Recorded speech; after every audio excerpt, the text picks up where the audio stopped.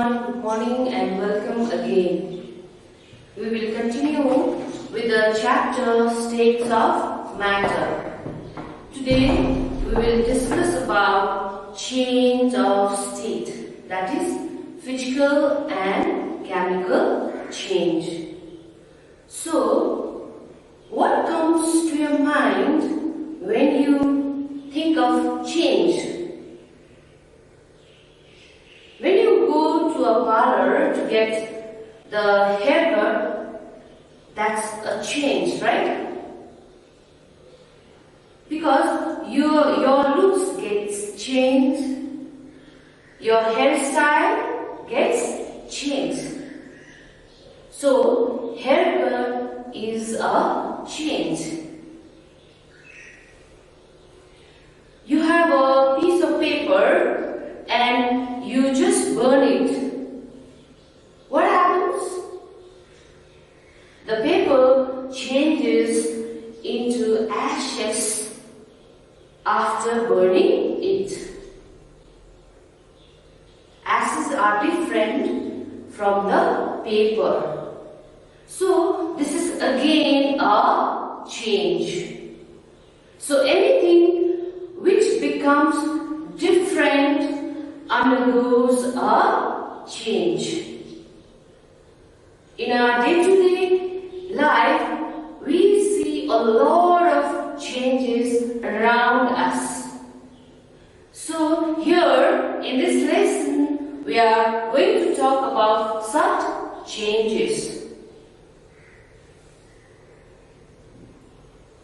So let's see what is change of state.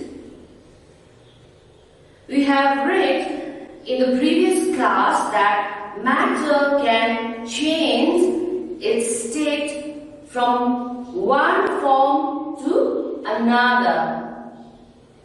Changes can be broadly categorized into two types: physical change and chemical change. Physical change and chemical change. So, what is physical change? Any change in matter in which no new substance is formed is termed as a physical change. I repeat, any change in matter in which no new substance is formed is termed as a physical change. It may involve a change in the state of matter. It can usually be revised. It is not a permanent change. For example, water, that is liquid, water is a liquid, on cooling becomes ice. Ice is a solid. And on heating becomes steam, that is a gas. Here, even though the state of water has changed from liquid to solid and liquid to gas, it is still the same. Also, if ice is heated or steam is cooled, we get back in its original form.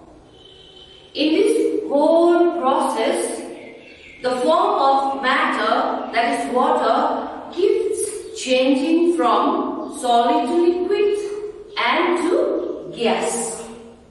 So, in physical change, no new substance is formed. It is not a permanent change. So, in physical change, no new substance is formed. Now, let's see what is chemical change. Any change in matter in which one or more new substances are formed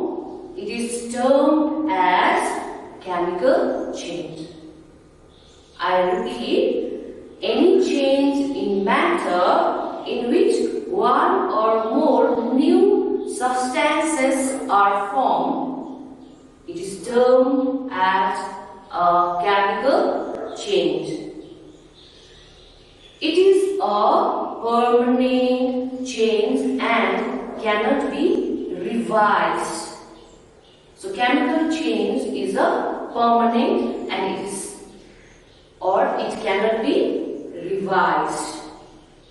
For example, we have burning of food is a chemical change because it forms a new substance, that is acid, and we cannot get back the food.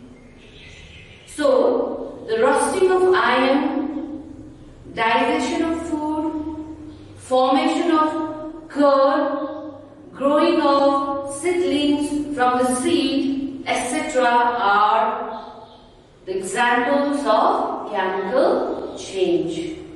So in chemical change, one or more new substances are formed. The change is permanent and cannot be revised. So you can see here the physical change and chemical change. Let's see some more examples. Physical change, all is crushing a can, melting an ice cube, boiling water, all these are the examples of physical change. And chemical change, iron rusting, burning of food, metabolism, cooking an egg, all these are the examples of chemical change. So this is all about physical and chemical change. With this, we come to the end of today's lesson. We will continue with the chapter in our next class. Thank you.